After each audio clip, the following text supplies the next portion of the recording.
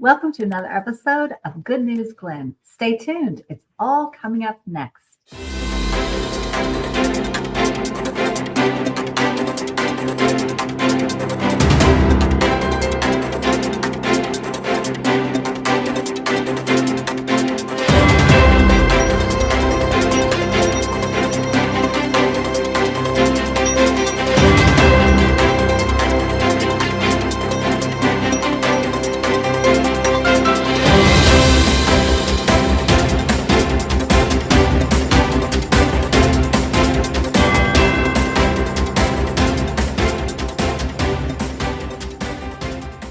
Welcome to another episode of Good News Glenn. We're so excited to have Mr. Bill Fallon with us today. How are you? No, I'm doing great, doing great. As you can tell, a little bit different backdrop. I'm up in Athens for the GCCMA mid-year conference that we have. So up here for a couple of days. It's spring break up here, so there's not a lot going on up here in Athens. Not a lot of students around, but it's a good conference to get to talk about some of the legislative updates that we've had from the year, some of the best practices around the state. So it's both city and county managers that attend this. So it's a good one for us.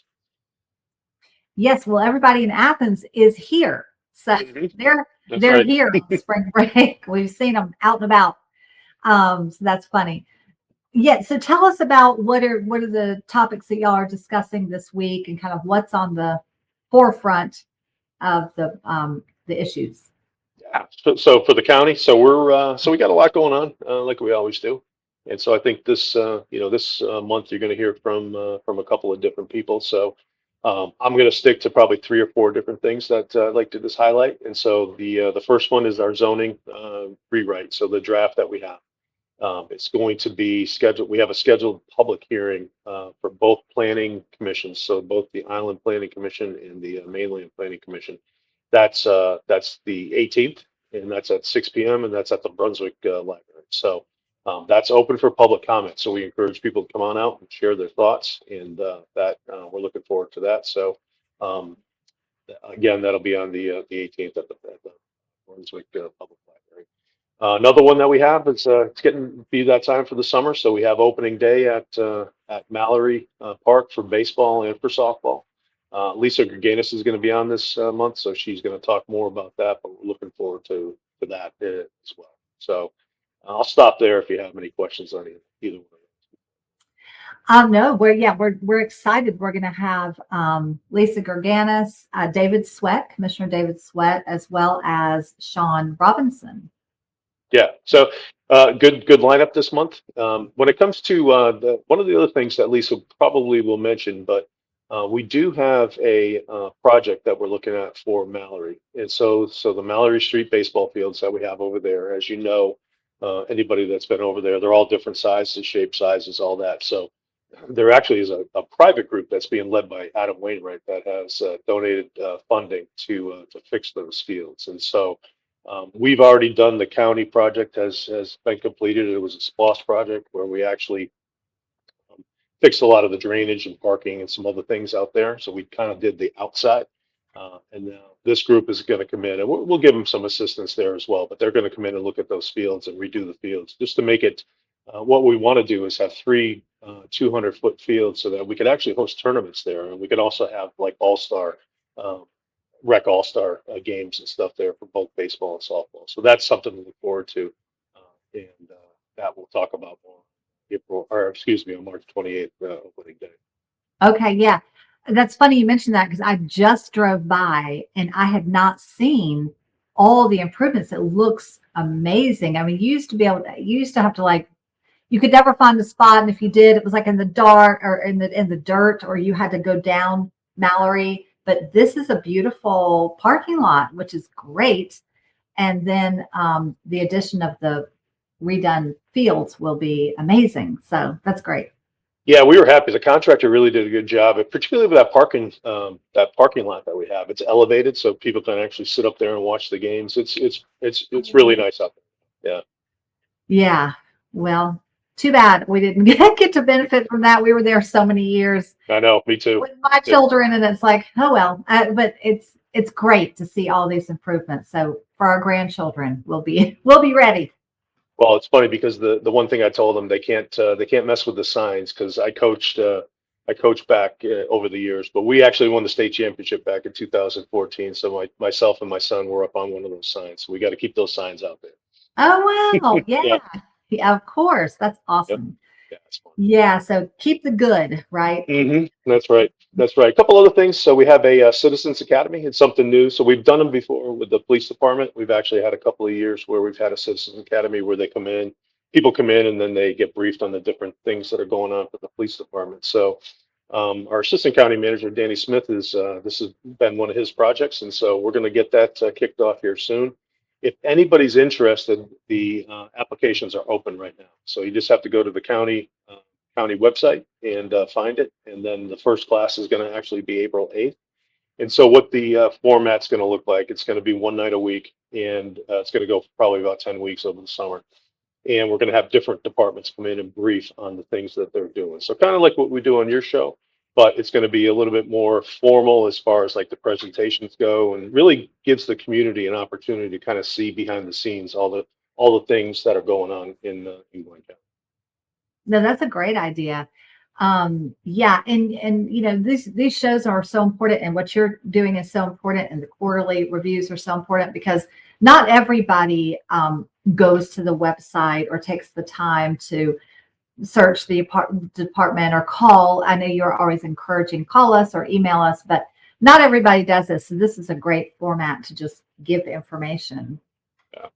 And then the last thing I have is July 4th. We're still gearing up for that. So we're going to have hopefully an announcement here soon with who our headline band is going to be from right before the fireworks. And so I think I mentioned it before, but what we're trying to do is a full day of activities. So they always have the morning race. So it's the 5K that they have.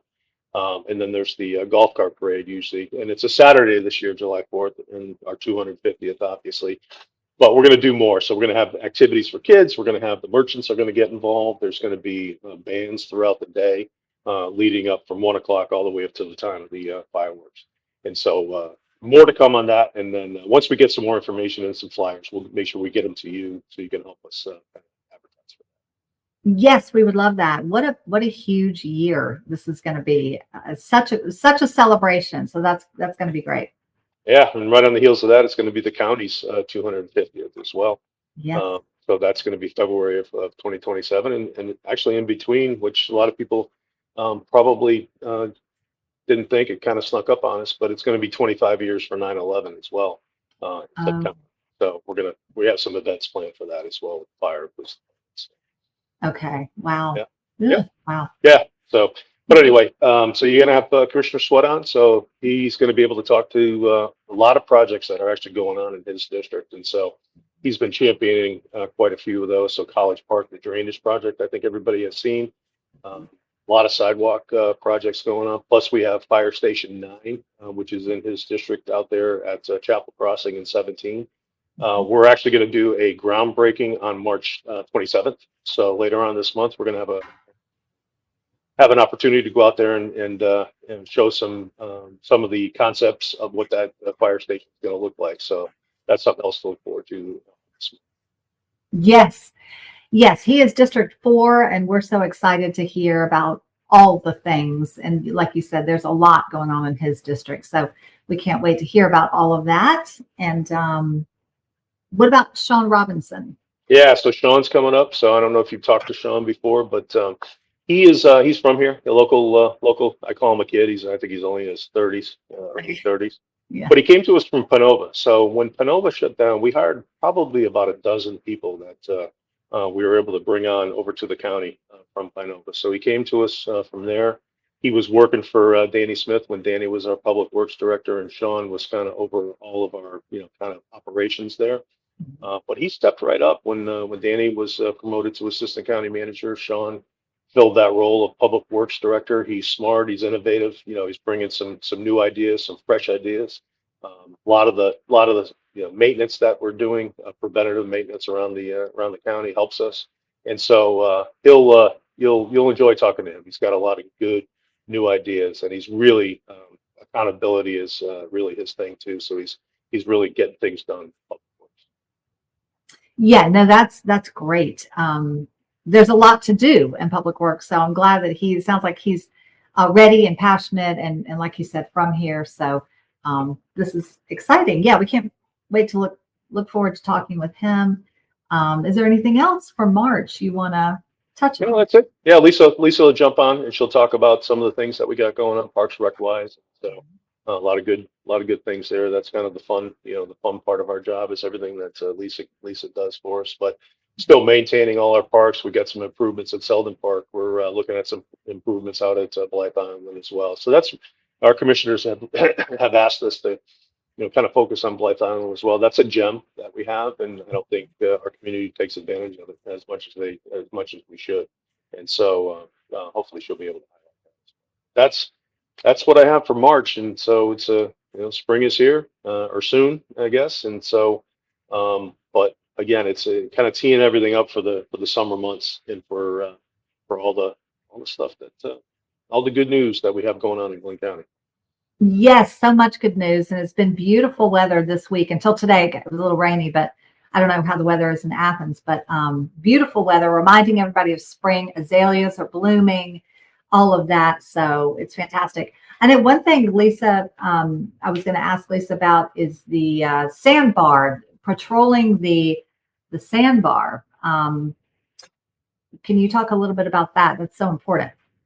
Yeah, I think she can talk to it a lot better than I can, and so you've had Paris on the show before, so she's in charge of our beach operations. She'll talk about some of the well, I guess the staffing. We're looking good as far as staffing goes with lifeguards at both the beach and the pool, and then our relationship really with we have a volunteer group that's available to kind of do those types of things and search and rescue that. But we also have the fire department that goes out there and has access to that. So yeah, the sandbars we're monitoring it. As you know, our beach changes every year drastically, actually. So I'll be curious to see exactly really what the risks are that we have this year and how we're going to mitigate those. So, but again, it comes down to our beach staff, and they really do a fantastic job of maintaining and keeping our people safe, keeping our community and visitors safe out there at the beach. Yes, absolutely. Well, it sounds like everybody's going to have a busy spring, as you said, getting ready for summer, putting everybody in place, and it's going to be a fun spring and summer. So we appreciate your time today. Have a great conference, and we'll see you next time. All right, we'll see you. We'll see you in April. Thanks. Okay. Appreciate it. Thank you. Bye-bye. Welcome to Good News Glynn. I'm here with Commissioner David Sweat. We're so excited to have you. How are you today? I'm doing great. Thank you very much for having me again. You're welcome. Okay. So springtime is a beautiful time in the Golden Isles. It sure is. Yeah. It is a great time, and we're very excited. We have such a wonderful place here for quality of life and for our residents and for visitors that come to the Golden Isles.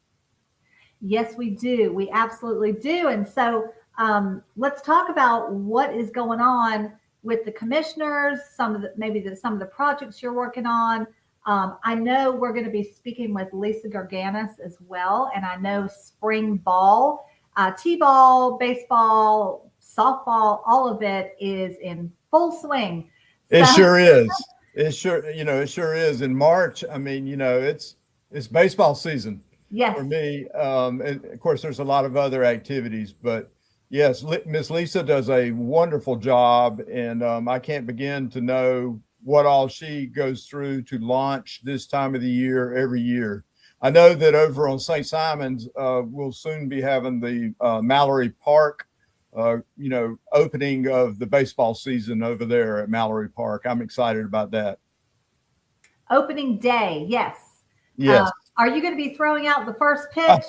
I don't think so. I think there's some more celebrated baseball players that could do that, but no, I plan on being there though. Okay. Yes, I think that's coming up. I want to say March 28th, but not sure. Coming up soon. Absolutely. So, yes, if I could, I would just kind of love to touch on some District 4 things today. I'm the commissioner for District 4. Yes. District 4 is a wonderful part of Glynn County. It's where so many things come together. I refer to it, or I think of it as really a beehive. It's like a beehive or an anthill, so to speak. And what I mean is the traffic flow, where roads come together in the Golden Isles. I mean, there is probably the busiest stretch. One of the busiest stretches is along GLYNN Avenue between the Causeway and where the Spur 25 goes towards I-95. I know that daily the traffic count through that stretch alone is about 35,000 vehicles daily. Wow. Right in there. Wow. And also on the Golden Isles Parkway, that count is about 30,000 there. So there would be a lot of overlap between those two numbers. But if you look at District 4 as a whole, you have those arteries going through it, but you have a lot of other roads coming in. And that's where I refer to it as a beehive or an anthill. I mean, I would say, and this is just Commissioner David Sweat estimating, I would not be surprised if there was 100,000 vehicles daily that come in and out of that quadrant right there. And for the people that may not be familiar with District 4 and the area you're talking about, tell us exactly what road you're talking about. Absolutely. So the territory of District 4 pretty much starts with the area around the hospital. And then it would go northward out to Glencoe Parkway, out near the airport. Okay. Out that way. And I guess if you went more in a northwesterly direction, it would go over to Old Jessup Road as it goes north. Mm-hmm. Yes. So that's where they're doing the construction, going toward the airport, I believe, to widen that road and all of that. Yeah. Right. So there's been the widening of Highway 17 is ongoing, and there's work on Old Jessup Road, and there's good progress there to report. So if I could, I'd like to touch on some progress in some of our road work and other infrastructure, because I've learned I'm nearing the end of my first term, and our infrastructure, that's a big part of commission work, is making sure our infrastructure is good for the population and for the overall load, including visitors. So something that's coming up is the opening of Fire Station 9, which is going to be at Chapel Crossing and Highway 17. That has been fully permitted, and the construction crew just mobilized just recently, and that's over near Fletsey. That is a SPLOST funded project with an expected 12-month construction. The budget on that is $7.4 million. And that station will, strengthen public safety and improve response times, all in that part of Glynn County. The next one, I'm so proud of the way that the College Park drainage project is coming along. It's scheduled for completion at the end of March. And so this goes back before I came on the board. And it is a great example of cooperation with the city of Brunswick and Glynn County. And it has to be, I'm a native, it has to be the largest drainage project, certainly, unless it was something inside the inner city of Brunswick that I can't remember. It's the largest drainage project that I'm aware of.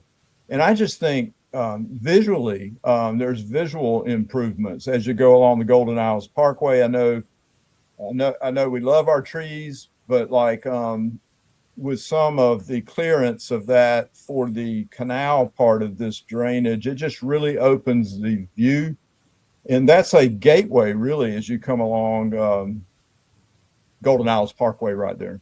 For many people entering the Golden Isles, they're coming right through there.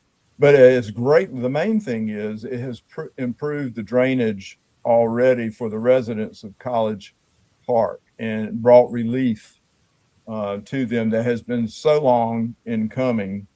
And so I just want to give a shout out to engineering and public works and they've moved mountains in my eyes on this project. So very happy about that. Chapel Crossing also had a separate drainage project that was completed in October of 2025. And that gave new storm drainage along Chapel Crossing and within the confines of the Fletzy property. And it's a great example of infrastructure work. Scranton Connector, there's a sidewalk.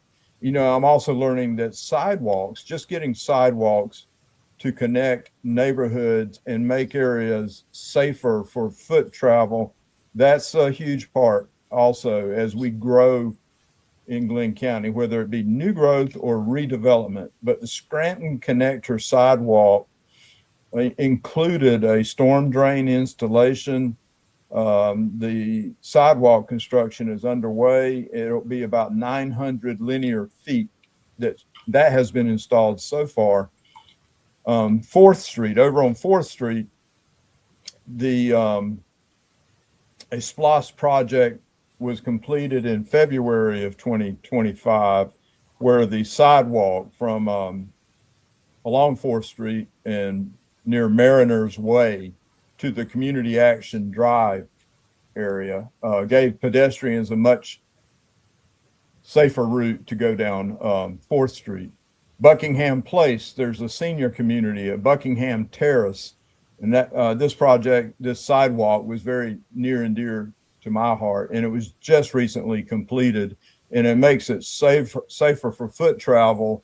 Both you have young people, young families walking out of the Beverly Shores neighborhood towards some of the retail stores on Altama Avenue, and you also have seniors that may be in mobilized chairs that need that sidewalk to get to Altama Avenue safely. So I'm very happy about that. So that's just a little bit of the infrastructure that's been happening in District 4. So just a great deal of happening there. Now, what I like most, Avery, about being a commissioner is the opportunity to get out and see people and talk to people. And there's nothing better for doing that than a year that's a campaign year. And so I'm already in my last year from my initial term. I can't believe it has gone by that fast. It does go fast. Yeah. And so last week I qualified as a candidate for the election that will come up this November.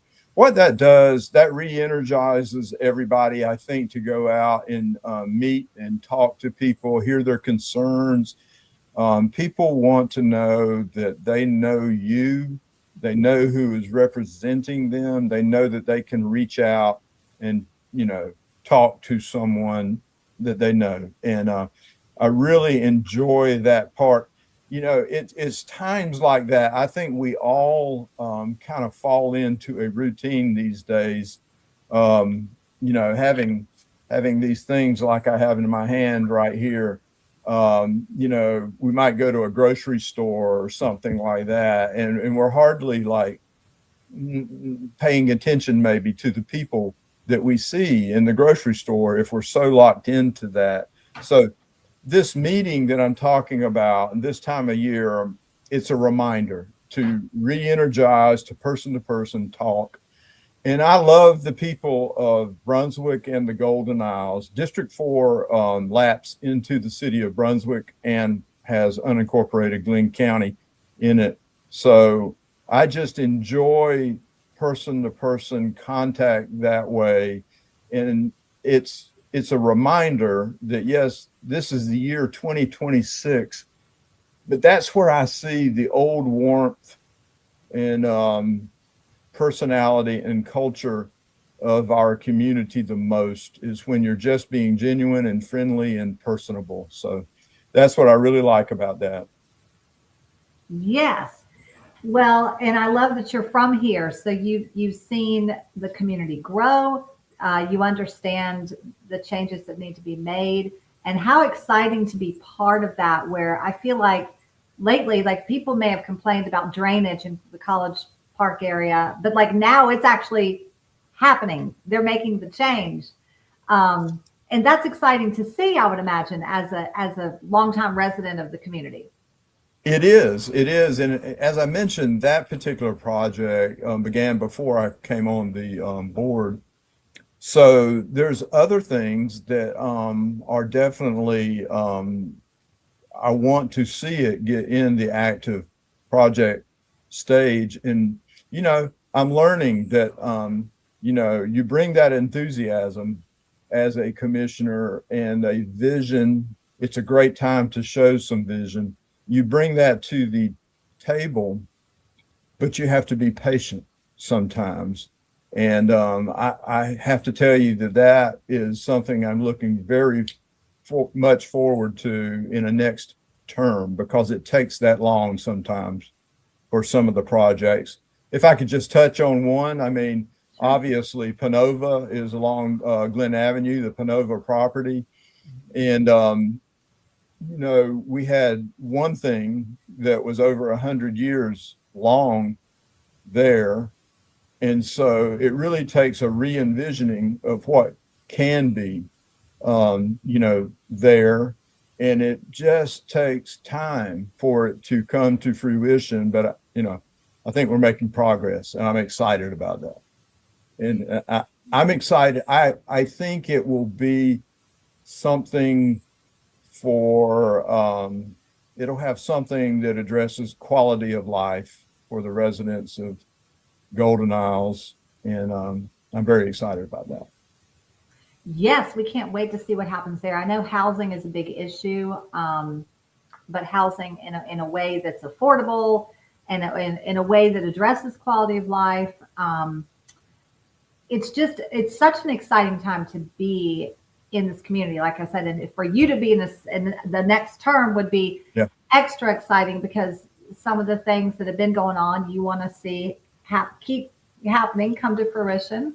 So, let's talk just for a second about what you mentioned is this idea of the Golden Isles is growing, the community is changing, and people are actually walking.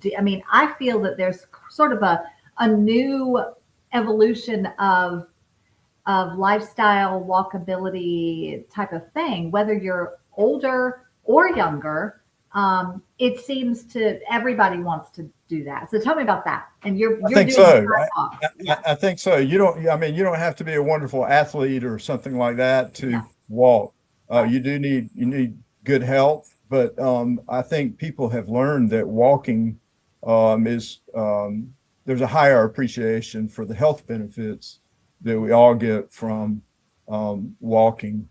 And I think that's very important. It's no accident that, like, maybe let's say you're looking to temporarily be in another community, another city.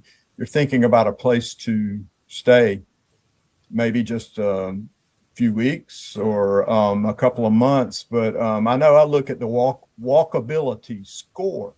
Yes.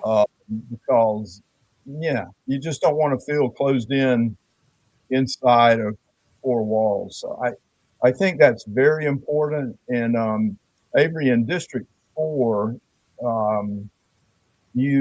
let's see, we're approaching our 250 year anniversary. Yes. For GLYNN County, and certainly the history that's on the south end of Brunswick, well documented, very much older history, but there's a history that's, I would call it from mid-20th century, like 1950 and later, that gets out into the district we're talking about. So there are blocks and there are neighborhoods that are they're ripe for redevelopment. And you mentioned housing. So I think the areas that I'm talking about, they benefit from infrastructure already being there, things like the sewer system and roads. but these redeveloped, reimagined areas, they may be smaller and, smaller in scale. People don't, not everybody wants a larger yard or a yard of any size to take care of. And as you mentioned, the walkability is very important to them. So we see sort of a downscaling of the physical size of some of these homes, and they can be more workforce focused. And it might be, the vision might be it's closer to where either they work or they're going to school. Like, two major hubs right there in District 4 are Southeast Georgia Health Systems is our largest employer. And then you also have the College of Coastal Georgia. And they're kind of not very far apart, and walkability right in that area, I think, is a great feature to have. Yes, yes. And how great if whatever goes in where Pine was could sort of bring that all together. That would be amazing. And then we become more like these walkable cities, Charleston, Sure. Savannah, Absolutely. New York. Yeah. My daughter lives in St. Petersburg, and I have a brand new, my first grandchild, by the way. Oh, And congratulations. so I have, thank you very much. And so I love visiting down there. And that's a city, St. Petersburg, that has great walkability. Yes. Yes, exactly. And cities do good. Like if everybody could live in downtown Brunswick, I think, wouldn't that be fantastic? Because right. it's already set up that way, I mean, Right. there are sidewalks, the river is there, like, Yeah. like wouldn't that be fantastic? But we're spread out over the city, county and the Golden Isles.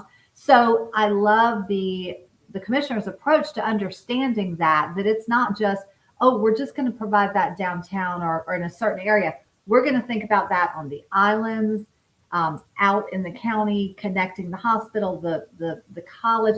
It's so important. And I love that this commission and this team, GLYNN, is all about that, because I Absolutely. Yeah. And you don't want to, I think new is great. Let's see, if you're talking about a large swath of land, new is great, but around that, you don't want to overlook that there has been a history, and you want to champion some of that. It gives any wonderful community a sense of place. You don't want the history there to just sort of get paved over. We're all proud, if you've grown up here or even came in later, of that history. And so I'm very much in favor of sense of place as we grow and redevelop. I agree. Excellent mission to maintain that history and keep it alive. We need a historical museum, don't we? And they could have the minor league team, the baseball team. Absolutely, you wrote a book about. Right. So there's a lot of history there. I think personally, I think there is room on the mainland somewhere for some type of place that you can go that's museum like.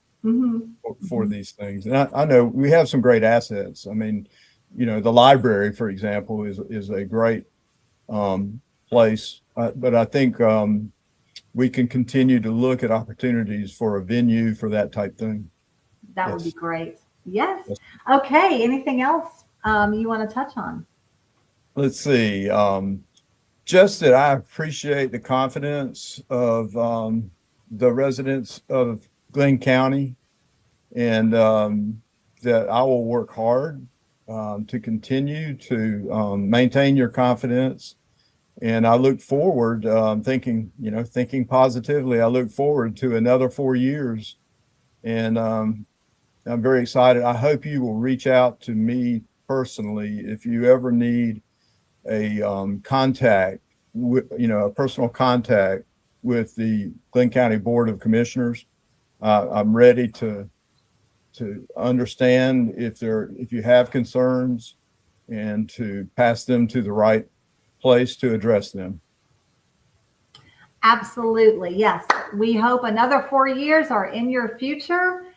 You've done a great job. And like I said, you're so passionate and you understand the mission, and to be able to follow through with all of those projects and see new projects in the next 4 years would be amazing. So, Yes. Cheers, Commissioner David Sweat. Thank you very much. And thank you for having me on the show today. You're very welcome. We enjoyed it, and we'll see you again next time. Yes, absolutely. Okay. Bye-bye. Stay tuned. More Good News GLYNN is coming up next.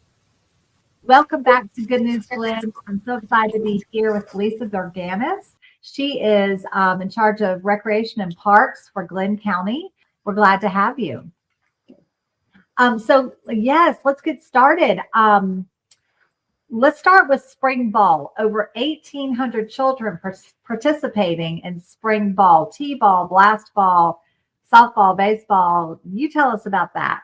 Yeah, well, we register in January for that, and now spring is here, and 1,800 plus young people in GLYNN County are out in our parks playing all those sports: soccer, baseball, softball, t-ball, blast ball. So we start at age 3 and we go all the way up through the teen years, and it's great.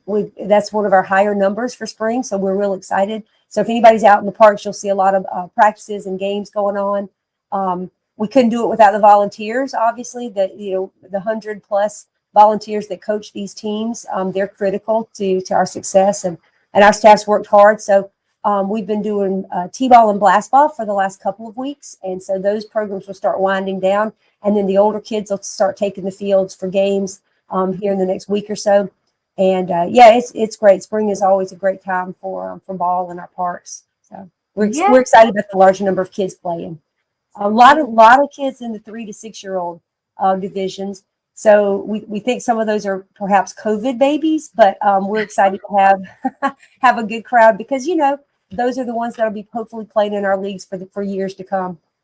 That's such a fun age for them to start participating too. They may decide, yeah, it's adorable. They may decide later that's not what they want to do, but they're excited with at first. Exactly. 3 to 6 age range.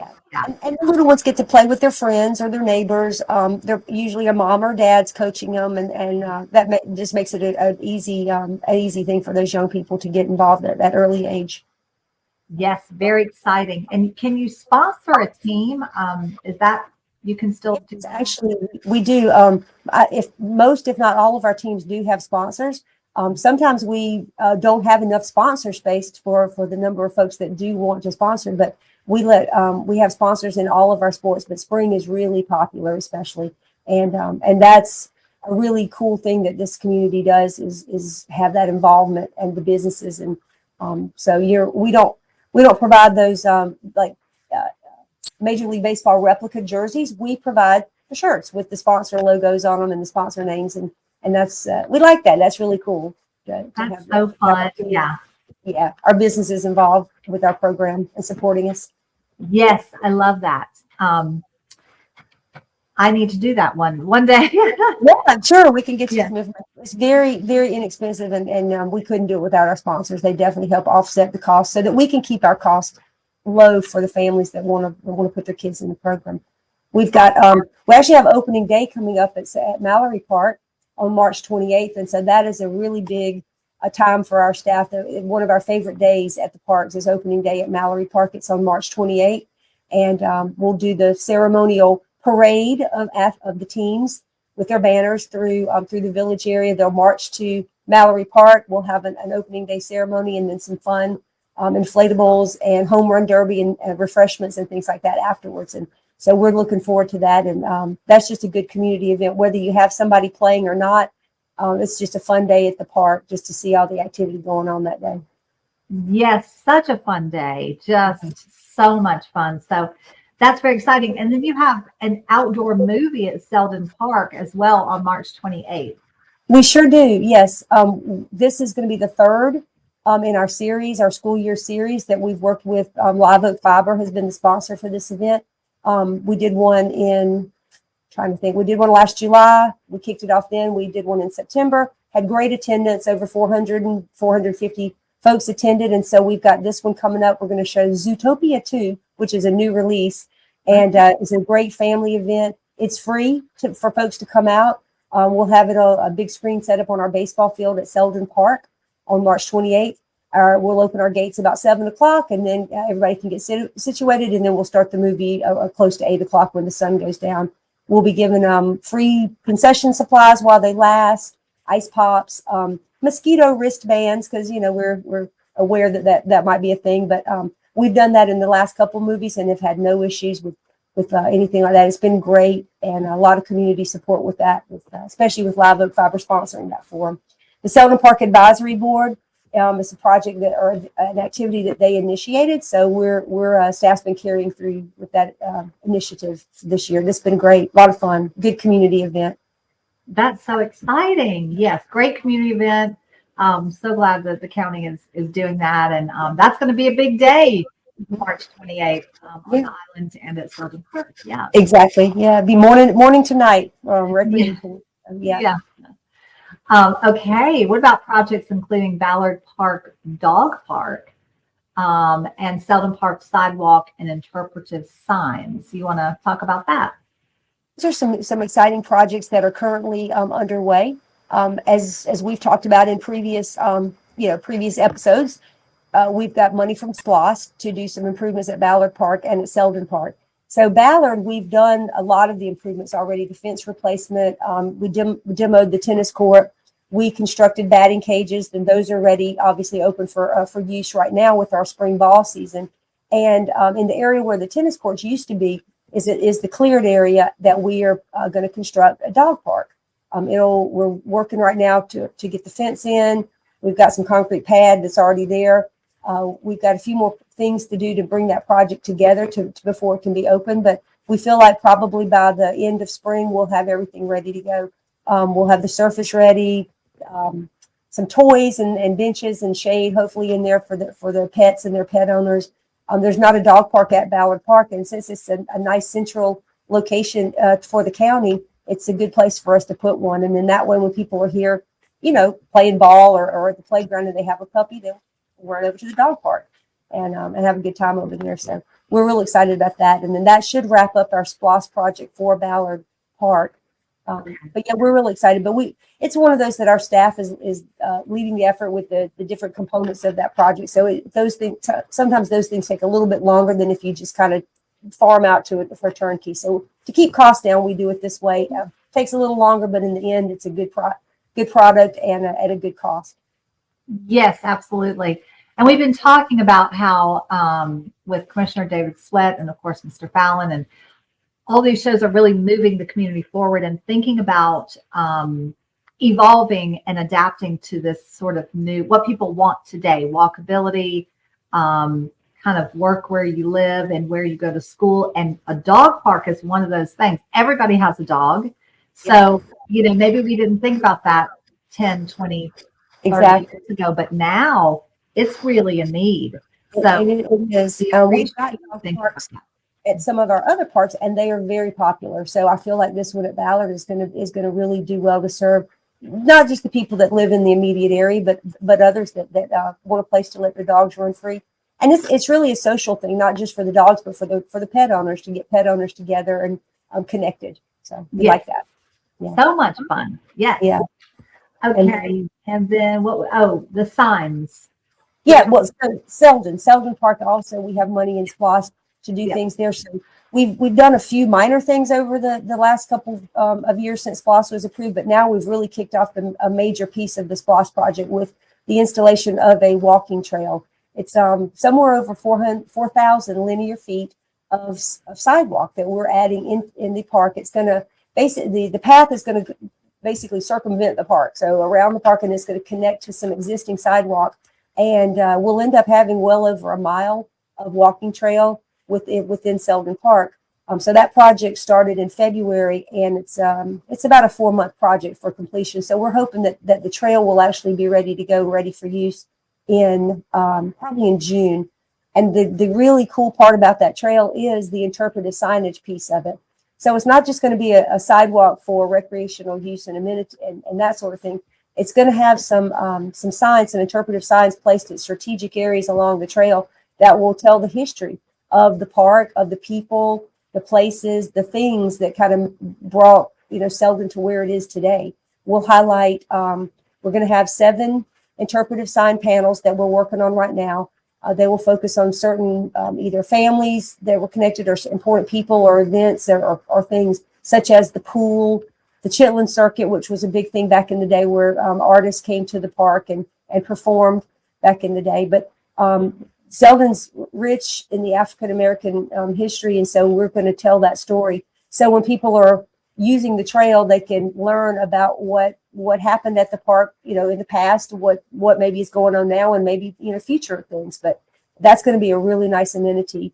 If you ride by that park, it's on Highway 341. It's great. It's an 8-foot wide concrete path, and so it'll be. I think it'll be a very well used trail for recreation and then education for people as well. Yes, it sounds wonderful. Such a big area for walking. That's going to be great. Yeah. It will be. Yeah. It will be. Okay. And next, I'm hiring for seasonal staff at the pools, and I'm sure the beaches too, right? Yeah. Well, yes. We started the hiring process in January, as we usually do. The beaches, I am happy to say, and this is crazy, but at March 11th, which is the day we're recording this, we're almost fully staffed for beach operations for seasonal beach lifeguards, which is amazing. It says a lot about Paris Brown, who is our beach program manager, the environment that she creates. We have 16 returning beach lifeguards coming back. So we hired 21, so 16 coming back from last summer. So we didn't have many slots to fill, and we've gotten good applicants. So we're almost full. With our swimming pools, we're hiring lifeguards for the pools and our site attendants. We do have some openings there, and we're still filling those positions. But obviously, by the time summer comes, when the pool opens, we've got a pool at Neptune, one at Selden. When those pools open on May 23rd, we hope to be fully staffed. We should be fully staffed. And it's a great summer job, great pay. And we look forward to the pools opening, coming up. So we're preparing our pools, preparing our teams, getting them trained and ready to go. That's exciting. Wow. Yeah. Beaches and pools. Yeah. Yeah. And with our beach, obviously spring break is upon us, we'll be here before you know it. And our beach lifeguard teams will begin sandbar patrol. I think it's the first Saturday in April. They'll be doing weekend only sandbar patrol, just to patrol the beach, make sure everybody's safe and having a good time and not swimming out too far past the sandbars and getting stranded. So that's kind of what we do for sandbar patrol. And those are the dates that we do. Those are really based on the tide schedule. So we'll have probably a team of 4 that may be out on the UTVs, riding the beach and just kind of checking on things for a couple hours on those Saturdays and Sundays in April and May. And then the beach lifeguard team will hit full force the Friday before Memorial Day, and they will go into daily operations at that point. So we're looking forward to a good summer. I think we're off to a good start here this spring. Yes, it sounds like it. So you'll be fully staffed from Memorial Day to Labor Day, right? We actually do have to cut down some operations around early August because most of our workforce are in either high school or college, and those folks start going back to school and peeling off about the end of July, early August. So usually around early August, our operations will go to weekends only at that point. But we cover we're daily coverage otherwise. Okay. Yes. Tell us about the sandbar patrol again. That is so interesting. So they don't go out to the sandbar; they're just on their ATVs, sort of watching.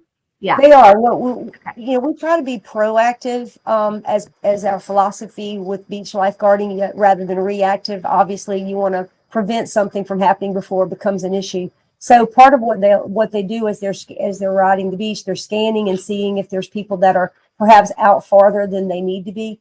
Because, when the tide's low and there's a lot of sand, it's easy to just keep walking out there because it looks so great and hang out on the shallower waters deep out into the ocean. But as the tide starts coming in, it comes in pretty quick because we have such variations of our tides. We have 8, 9, 10-foot tide differential between low and high. So the tide comes in pretty quick. So what they're trying to do is prevent someone getting stranded out on a low area out there, trying to get back into the main beach. So if they see somebody out too far, they'll whistle them down. They'll call out to them, And in some cases, if we have to, we'll go out and get them and assist them back in if they need assistance getting back to the main beach. So, Wow. Yeah. it's been a little chilly in April and May, but our team's up for that challenge. They're ready for it. So, but it's really more of a proactive thing just to remind people, because residents pretty well know that our beach environment changes. It varies. But when you have some folks who are visiting during the spring break seasons and things like that, they may not be as aware of the variation and could potentially get stranded out on a sandbar and just maybe not struggle to get back in, but they may need some assistance getting back in, because the water can be really swift sometimes from between the sandbar and the main beach. So we're just there to assist and try to keep people safe. Yes, absolutely. That should give the whole community, locals and visitors, peace of mind. And that's great. Is that something new you're implementing this year, or have you always done that? Well, I've been here since 2017. I came in fall of 2017. So starting, I think in 2018, we were doing it. And I believe that the county was doing that even before I came on board. So Okay. It's just something that we do. We do it in the spring. We also do it in September, on weekends in September after Labor Day, because we know, so people are still here. They're still using the beaches. The weather's nice. And Yes. so we do it as a courtesy and a safety measure through spring and fall. Yes. Pretty cool. Excellent. Okay. Is there anything else you want to cover before we wrap it up? Yeah, I can't think of anything. Our team's been working hard on the fields and in our parks. That we've cut back some vegetation, trying to make our parks look nicer. And we're happy to serve the community, and just glad to be out here to tell our story to the folks, to your viewers. And can't think of anything else. Okay. Awesome. Well, we've covered a lot. There's a lot going on this spring. Y'all are very, very busy, because now the spring is a busy time. But as you said, you're preparing for summer as well.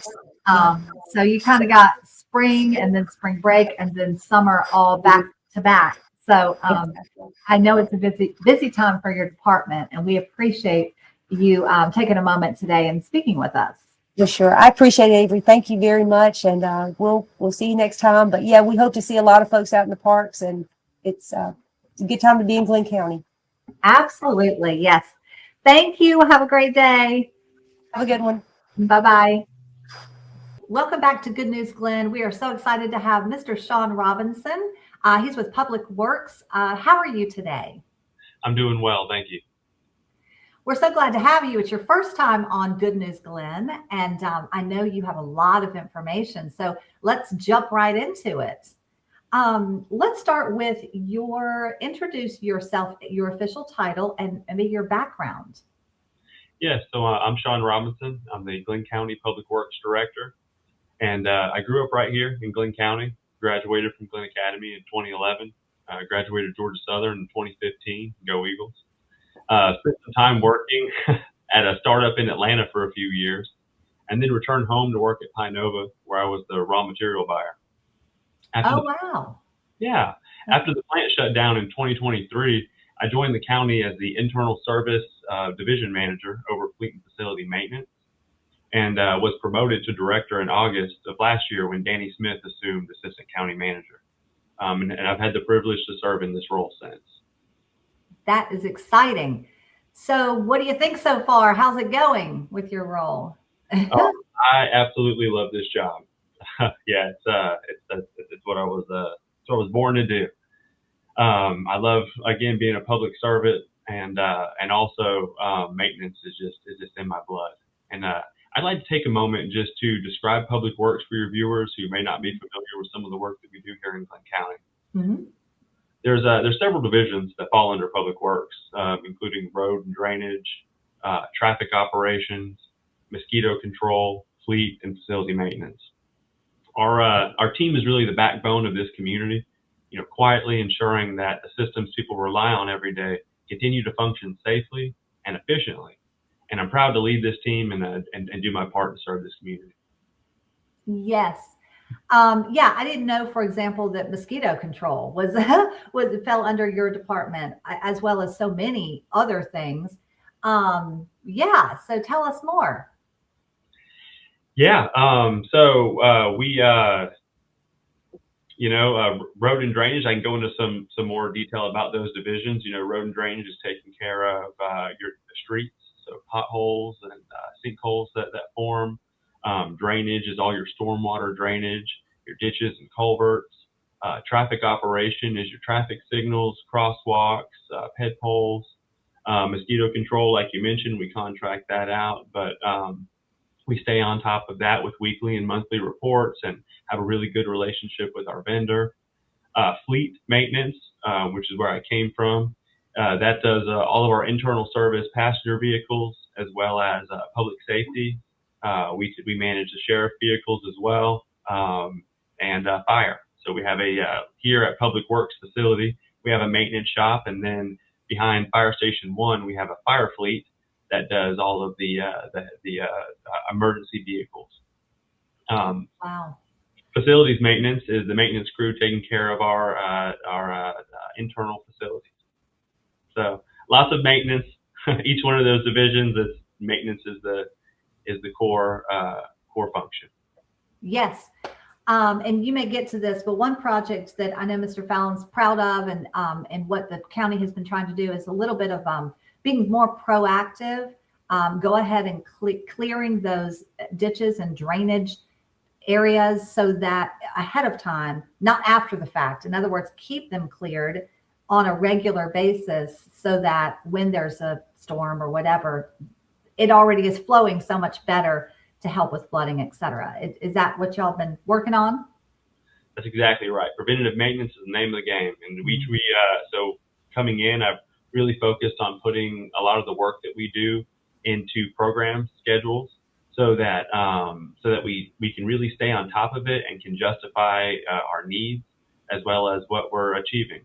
And so, if you guys tune into our QERs, a lot of our performance measures will show that we are staying on top of it and doing as much as we possibly can. I'm really proud of my team. Yes, it sounds wonderful that definitely staying on top of things, and it sounds like it's working because I think there've been a lot of improvements in that area. Let's jump to current internal drainage projects. That's kind of along those same lines, right? Tell me about some of those projects. Yes, yeah. So some of those projects, there's one would be traffic signal battery backups. That's not necessarily a drainage project, but it's one I'm proud of. Battery backup systems keep traffic signals operational during power outages and helps maintain safe and orderly traffic flow at these intersections. We've taken a phased approach to this over the last over 3 years. We installed 11 last year. We are currently installing another 11, and next year, if approved, in our budget, we'll install the last 6. Wow, that's awesome. Another internal project that I'm proud of is we are rebuilding the beach walks with composite board. So we're trying to take a different approach to these beach walks. Composite board beach walk decking provides a more durable, low maintenance surface for beach access paths, and it's resistant to moisture, rot, insect, and corrosion from soft air, making it well suited for our coastal environment. Yes, that's so important. We started with 7th Street, and we're currently working on Hamilton. We're gonna really keep a close eye and see if we get a longer life. We use salt treated board typically, but I've got a good feeling about this composite. It's a little bit more upfront cost, but I think we'll get more life out of each of these beach walks. Right, a good investment for the future. Right. Lastly, we'll discuss Blythe Island. Well, we've got a project out there that's about 90% complete. That's a stormwater drainage improvement project that's intended to reduce localized flooding and aid with water there at Blythe Island near Cameron Place. So, like I said, we're about 90% complete. The contractors are currently working on final kind of erosion control measures, and you'll see my team out there with our Gradall cleaning up the ditches in the front of the properties just to make sure all the water flows and we utilize this new outfall ditch. Yes, there's been a lot of talk about Blythe Island. Just as almost so great out there that not just for local residents, but for visitors as well to come and enjoy the campground and just all of it. Oh yeah, Blythe Island's a real treat. It's a privilege and honor to be out there working. We work real closely with Rec and Park to keep that campground operational, and yeah. Okay, any other internal drainage projects before we move on to SPLOST projects? I think we can move forward. Okay. So with these SPLOST projects, they're mostly drainage. We've got right now in design Mallory Street. So this is a maintenance project aimed at improving stormwater conveyance between Mallory Street and Leak Street and obtaining an easement for future maintenance. Our goal here is to analyze the existing drainage features and propose improvements and aid maintenance and reduce flooding. So we've recently sent out resident notification letters, and surveying has begun about a few weeks ago. So we're looking forward to getting some of those results back and start to pull that design together. That sounds great. Yeah. Yes, and it's much needed. Much We're also needed. looking at possibly another stormwater inlet that can help with that street as well. So Okay. more to come. Yes. Another project we have, another drainage design project, is Druid Oaks. So Druid Oaks is struggling with localized flooding that's currently lacking drainage infrastructure. Some of these older neighborhoods, it was kind of an afterthought to think about stormwater drainage, and they really suffered there. So and it's also somewhat complicated for us. They've got a limited right-of-way, and it's packed with utilities. It's requiring engineering services for design. We've approved the conceptual design package about mid-January, and right now the 60% design package has been sent out to all the utility providers for review. So that's power, gas, water, sewer, and telecommunications. I'm hoping to get a final county review in late April on that project. Okay. Sounds like a good one. Any other SPLOST projects? Yeah, we've got last one would be Ocean Boulevard cross drains and upsizing of tide gates. We started with possibly 4 locations. We're up to 6 tide gates right now. This includes a field evaluation on all the cross drains from Arnold Road to East Beach Causeway. That's a video inspection and of the current drainage system to document size, material, and condition. And we'll take recommendations on resizing, replacement based on those drainage calculations. Okay. This project too is we approved the conceptual design, and right now the permit package is pending and currently in our internal engineering for review. Okay. Yes. Back to you. You mentioned tide gates. Is that what you were saying? What exactly? Can you explain what that is to the people that don't speak this language? That's right. Excellent question. Yeah. So we want to try to stop during high tide some of that salt water flowing back into our drainage infrastructure. And so a tide gate would almost be like a trap door, right? That would allow when water flows into our drainage system to flow out.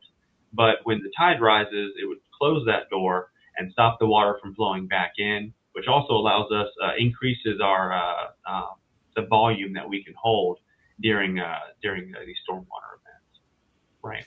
Yeah. Wow.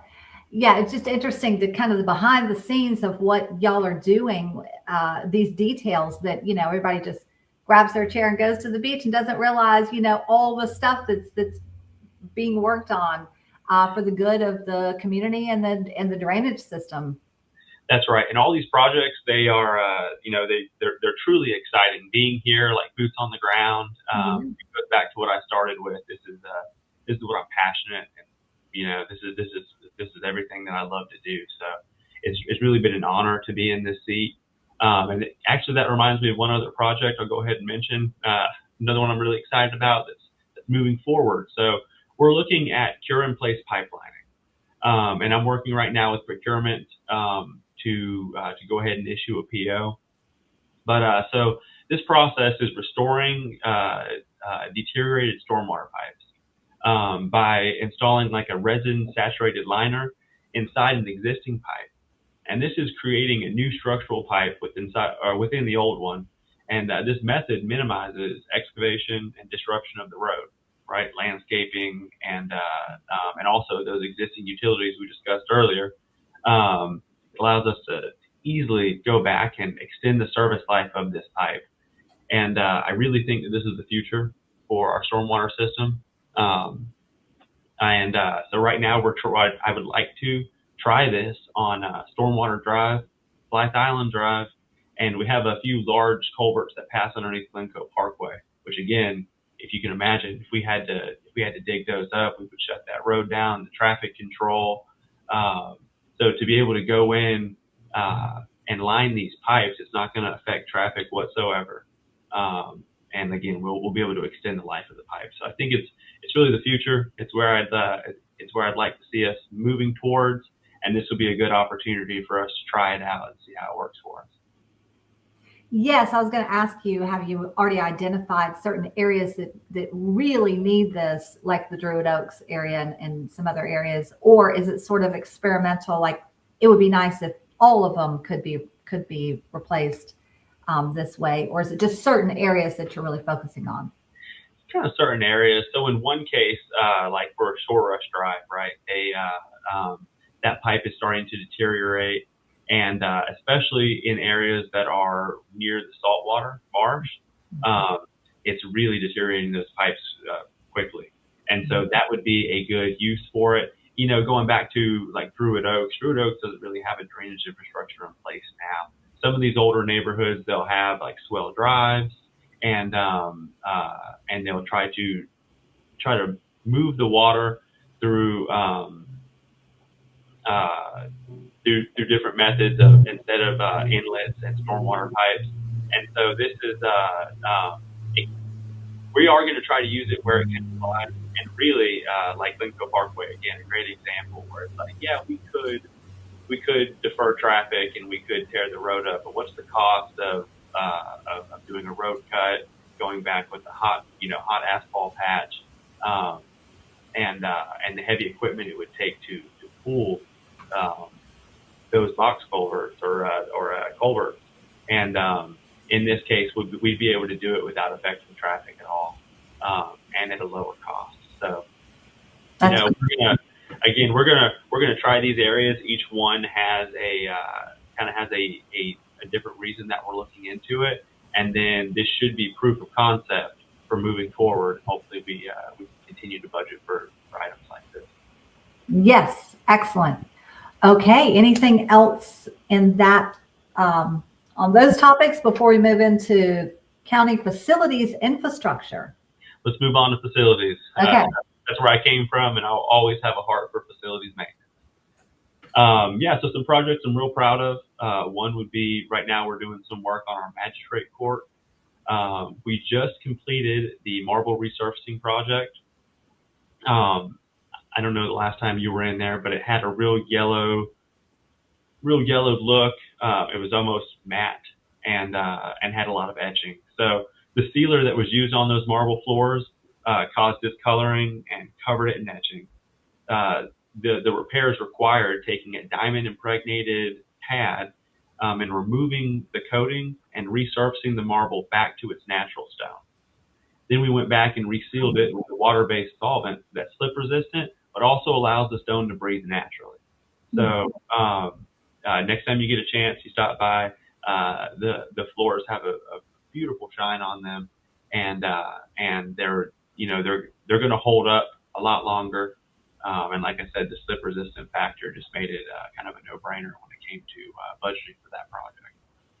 That's great. I love that you're improving without ripping everything out. You know, that's great to keep the integrity of the historic charm and the preservation of that marble is great. Well, that's it. And we call that internally, we call that the new courthouse. And it's funny because it's approaching 40 years old. But again, marble flooring, marble and granite. It's really beautiful, and it wouldn't be a shame to try to go back with anything else. yeah, so that was just a project I'm really proud of. You know, we're also looking at replacing the roof on that facility. So we're working on a scope of work now, and we should have that back out to bid within the next few weeks. So Great. Okay. What else? generators. So generators during hurricane season. This was a real need here in this county for a while now. So we've ordered generators for Fire Station 2 and Fire Station 3, and they should be here mid-July. We'll have those installed. I'm really excited about that. We also, through using working with procurement and using some cooperative purchasing agreements, we were able to save some money. So once I can get those installed, I've actually got going to the board next Thursday, hoping to reallocate some funding to also cover Fire Station 6, which would cover all of our fire stations and put us in a good shape for hurricane season. We also we're in the middle of installing a transfer switch on Selden Park Gym, and so that'll be installed later this month. And so a transfer switch, we have that on the side of a facility, and allows us to bring a portable generator, plug directly into the facility, and keep that facility running during these hurricane events. That's so important. So important. It is. To add to that, we've got 2 portable generators on the way.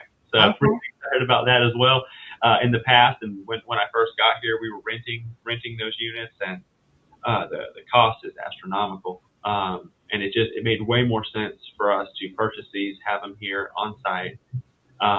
And so we have 2 on the way. One will be used for Selden, and the other one for animal control. So those were we were often renting them for animal control. And again, that kind of triggered us to think it might be a better way. Yes. So I'll end on the historic courthouse. Yes. Which was really been my pride and joy since I've come on board here with GLYNN County. So we've made several improvements to this courthouse over the last year and a half, including new safety partitions, new carpet. We repaired all the plaster and repainted, and the crown jewel, the bell tower. So all the clocks work. They're on a battery backup. That's also syncs with a calendar, so it knows when daylight savings is, and adjusts accordingly. And and we're still not done. So we're still in the process of, again, at the next board meeting, I'll be bringing the paver replacement project for approval. If last time you've been down there, you might have noticed that a lot of those beautiful live oaks, the roots have grown underneath the pavers and lifted and cracked them. They're really in rough shape and a tripping hazard. So this project here will pull those up and go back and lay the same pavers, same style of pavers, so it'll still have that historic charm, but it'll be safer for all of our citizens. So really excited about that, and my facilities team is working on a scope of work now for a new roof and elevator replacement in that facility as well. Wow. Well, that's a lot. That's a lot going on. It's so important for the historic courthouse. So beautiful. Just a gorgeous landmark, really, in our community, as well as, of course, useful. So, yeah. Yeah, being part of the, I was still the facilities manager at the time, so I was really boots on the ground and hands on with the bell tower repair, and I think that'll always have a special spot in my heart. Every time I hear the bell ring, it's just it was a really interesting project. Got to meet incredible contractors, and I think that's another point I'd like to bring home. For the most part, I try to focus on putting GLYNN County money back in GLYNN County pockets, and so we try to use local contractors as much as we possibly can. And for the courthouse, we had a local contractor for the carpet, local contractor for the plaster repair and paint, for the safety partitions. And so, it's just it's another thing that I'm really passionate about. And we do what we can. Obviously, we have to put these things out for bid and go with the lowest bidder. But we do what we can to try to keep things local. Yes, that's a great, I'm glad you mentioned that because that's so important. It's like a full circle. You're giving to them and they're giving back to you, and everybody's working together. There's a sense of pride and a sense of community. And especially the bell tower like that, like sometimes these drainage projects, are necessary, but of course they're underground. Sometimes you don't always see the work, in real time versus the bell tower and some of these improvements at the courthouses are, you actually see that and everybody can comment on it and it's exciting. Right. Yeah, I completely agree. And that's kind of how we started this call was just talking about public works again, the backbone. That's kind of the unsung heroes often, but when we get a chance to be in the light, especially with the courthouse, we're really proud and excited to be a part of that, especially that courthouse. It was built in 1907, right? Wow. There's so much history. It's a remarkable facility, and just it's a privilege to be able to work on it. Yes, absolutely. It's beautiful. And to have any part of that is just, you'll remember that forever, Oh, that's right. Yeah, absolutely. Okay. Anything else before we wrap it up? That's all I've got. Okay. Well, it's been a pleasure having you today. We appreciate you taking the time to inform us about public works. And because as you said, the unsung hero, sometimes all these things are behind the scenes. So you don't know who's doing what and what's going on, but you did a great job of explaining all of that. And we appreciate your time today. Thank you. And I appreciate yours. Thank you. See you next time. All right, so hopefully you enjoyed talking to our folks this month. And you did ask me a question earlier about the sandbar patrol. And one thing I just wanted to clarify. So we do have our lifeguards that are out there. The sandbars are a challenge for us. As I mentioned, they change every year. But we'll have police out there as well this summer. So we'll have patrols of the beach, that type of thing. But what we really encourage people to understand is how fast the tide comes in here at our beaches. And so when you hear the lifeguards, when the lifeguards are telling you to come in from the sandbar, they're doing it for a reason, because that water comes behind people and that kind of sneaks up on people. So sometimes people will be out there on one of the sandbars and not realize as the tide comes in how much water is actually behind it. So that's where people can get into trouble. But as long as they follow some of the directions from the lifeguards, everybody will be. Yes. Good. Thank you for clarifying that. Well, I appreciate that. Yeah, it's such an important topic, spring break and then summer. And then, even going into fall, the weather's beautiful. So people are still at the beaches. So it's good information to have. And sounds like we're going to be very prepared for all of that. So thank you for clarifying. And Right. Yes, we'll see you next month. All right. Sounds good. We'll see you in April. Thanks again, Avery. Thank you. Bye-bye.